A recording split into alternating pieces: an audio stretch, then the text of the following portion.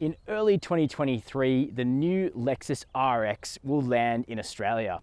Now, the RX is a nameplate that's been running for generations in the Lexus family. It was one of the earliest luxury SUVs, in fact, even though we never got the first generation back home. This car is the 5th generation RX, and it's unlike any RX that Lexus have sold before. For starters, this one next to me, the RX 500h, is the first time Lexus has attached its hybrid technology to a turbocharged engine. And as we'll find out shortly, it goes pretty hard. In fact, most of the range is going to be hybrid. There will be both a front-wheel drive and all-wheel drive RX 350h hybrid, borrowing tech from the smaller NX. There will also be a turbo-only RX 350 and then this RX 500h at the top of the range when the car launches in Australia in maybe 6 months from now. And later on, there might even be a plug-in hybrid as well.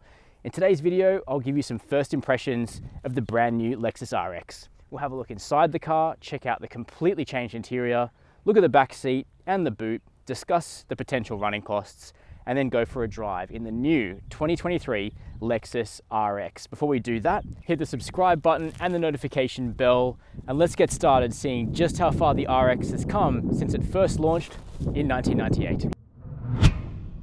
Moving around the back of the new RX, this one is a luxury model in sort of like a metallic silver, also very presentable, but you can see this full width LED light bar at the back. It does light up at night, gives this car a cool signature after dark, and no more L mark on the tailgate. It just says Lexus written out in letters here, which is a change that was also made to the NX. Looks clean in my opinion. Now, a power tailgate will be standard. It beeps once and then it gets up and out of your way quite quickly. And the boot looks very similar to that of the outgoing RX. Not really a surprise when the length is identical, even if the cars are totally different now under the skin. In terms of space in there, they say over 1,000 litres here in America, but that must go to the top of the glass. We don't measure it that way in Australia. I think it'll be more like 500, 600 litres, but that's not yet confirmed. Nicely trimmed, all carpet, and then underneath this floor, we've got a temporary spare wheel. Not as good as full size, of course, but does give you some peace of mind for country touring. Just like the last RX, the new model will be available in a bunch of different trims, colors, and interior colors as well, from the really sporty through to the elegant and tasteful. The copper RX 500h that I just showed you is a new trim grade called F Sport Performance. Lexus buyers in America have had that for a while with the V8 powered IS 500 sedan that sadly we're never going to get in Australia. But the RX 500h is also an F Sport Performance, with an F Sport Performance interior based around dark colors. But the car that I've chosen to demonstrate the interior of the RX is actually a base model. So this is as cheap as an RX is going to get, at least here in the US, and it's still a very nice place to be, based around this tan colored interior. Now, I'm sitting on Nulux vinyl at the moment, but leather trim will be fitted to pretty much every trim in the range. Maybe not the absolute base, but I would imagine almost all of them will have genuine leather interiors.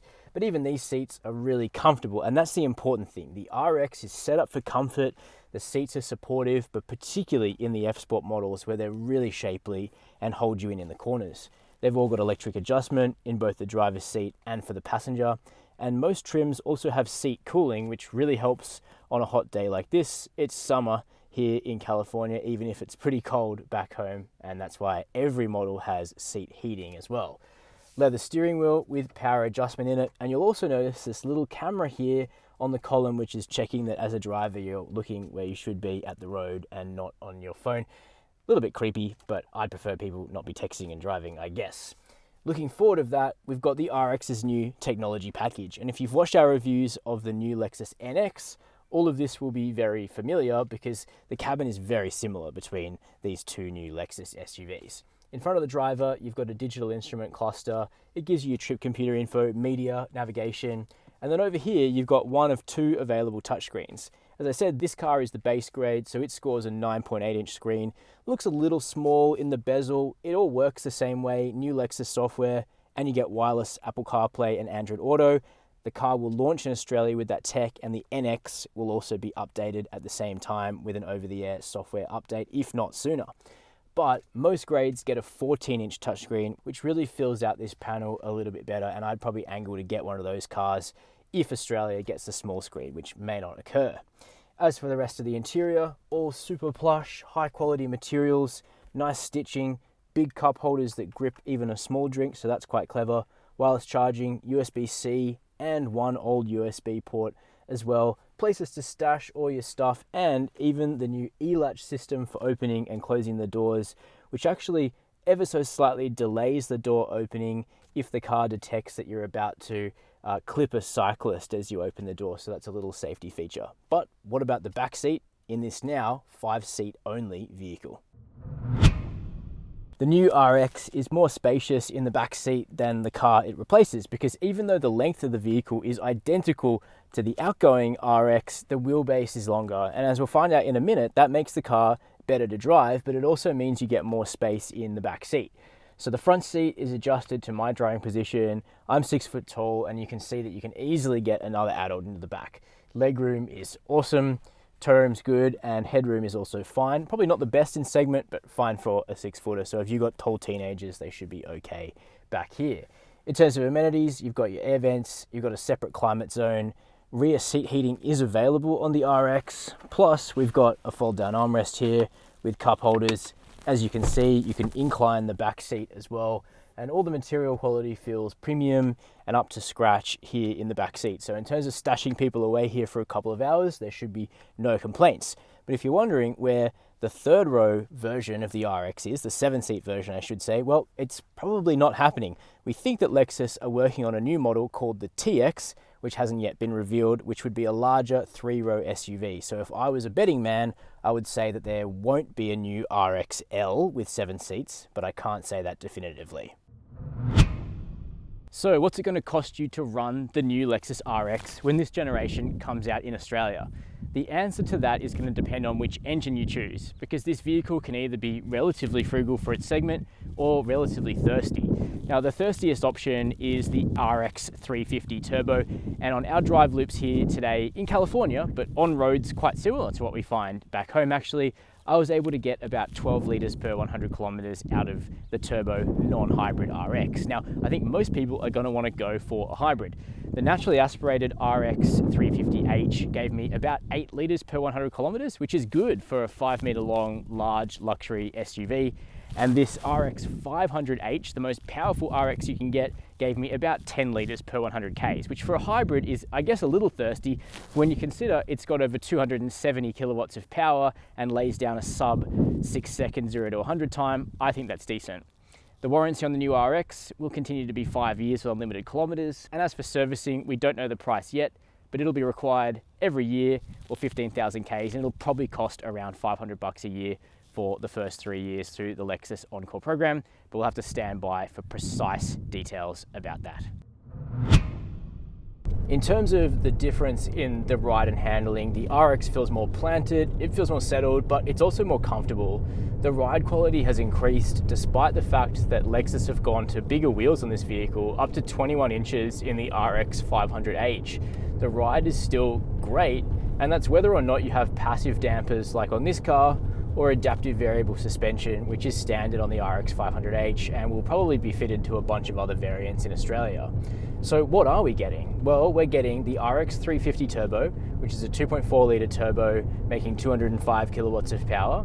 We're getting the RX 350H hybrid, which will probably be the best seller, and that is available in front-wheel drive or all-wheel drive, and it makes 180 kilowatts of power and about 319 newton meters of torque. And then we're also getting the RX 500H, which makes a staggering 551 newton meters of torque. So it offers really solid performance based on its 2.4 litre turbo engine and 2 electric motors, one up the front and one at the back. And the RX 500H is really decent to drive, partially because a completely new formulation was needed for the transmission. It doesn't have an eCVT, instead it has a 6-speed traditional automatic gearbox. It uses the electric drive as a mechanism to change gears. It doesn't have a torque converter, it has a wet start clutch and then a direct drive system, but it has 6 real gears, and that gives you a lot more feedback as a driver, which is cool. It's a similar story for the RX 350 Turbo, which has an 8-speed torque converter automatic, but the RX 350 Hybrid continues with its 3 motor generators, which are used as a way to simulate a CVT, but no Toyota or Lexus hybrid has ever had a CVT, so it's a misnomer to use that term for the transmission in that car. Now, in terms of drivability, the RX 500h is the best. You get all of that chubby torque from the 2.4 litre turbo engine plus electric assistance on top, and the tuning is near perfect. The integration of the two systems is basically seamless, and it feels like it has an elegant sufficiency of torque at all times. Overtaking is a complete doddle. The RX 350 Turbo is similarly as refined and good to drive, but it uses far more fuel. In our testing today, it's used 20 to 30% more fuel than the RX 500h. Still not too bad at around 12 litres per 100 Ks. It's better than some in the segment, but compared to the hybrids, it's thirsty.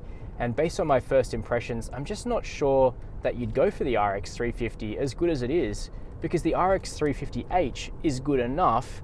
The only issue with the main hybrid, which will be the cheapest RX in the lineup, is that it gets a little bit vocal when trying to accelerate above 80 kilometers per hour. It can definitely do it. It's powerful enough to do it easily. It's just that it gets a little bit rowdy revving it when you're trying to overtake a truck on a highway, for instance.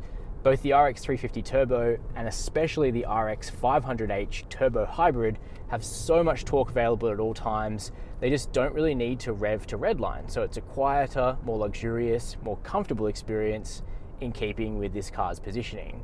So that's the benefit of the turbo-based engines. So of course, I'd like to go for the RX 500h, but it will be the most expensive car at the top of the range. There's no avoiding that. There is a fourth powertrain in the lineup, the RX 450h Plus plug-in hybrid, which has about 230 kilowatts of power and around 60 kilometers of all-electric range. And that car will definitely come to Australia, but not at launch. And the reason for that is that Lexus is basically sending those cars to markets which have a CO2 emissions regulation, fines for car makers that don't comply with it properly, and Australia doesn't have that, so we're not a priority for the plug-in hybrid RX.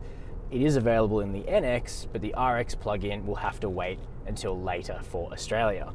But the two hybrids that are coming straight away offer a good blend of economy and performance, and you can have them either as kind of warm in the RX 350h or really hot in the RX 500h, and that's quite a nice choice to make. Now, under the skin, the RX has transitioned to Lexus's GAK platform, which is shared with the Lexus ES sedan, the NX SUV, and also some Toyotas like the Kluger and Camry. And this is a really good platform. It's a lot more rigid than what sat under the old Lexus RX, and it's also lighter. This vehicle has lost 80 kilos of weight, which is really quite impressive given how solid the vehicle is to drive. The steering is quite accurate. The rack might be a little bit slower than you initially expect because it's quite fast and gamey at low speed. And then when you build speed on a country road, occasionally you have to take a second bite at the cherry in terms of your steering input, but you quickly get used to it and it's accurate and you can really balance the chassis quite well. That's a surprising bit about the RX, is that it offers a keen driver quite a bit to engage with, and it's quite fun to flick around on a country road, even if many owners will never really do that. But it's also very quiet and stable and comfortable on the highway. Vibrations have been dialed out well, which is great, and there's lots of damping within the car, both in terms of the excellent damping of the suspension, but also dampening adhesives used throughout the construction, which further remove NVH issues, and that all appears to have worked very well.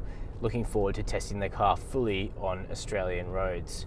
In terms of demerits that you can ping it for, there's probably still slightly better engagement out of something like a BMW X3 steering rack, but there's still not very much in it. Thinking about it back to back, a mega test will be needed in order to draw out insights like that.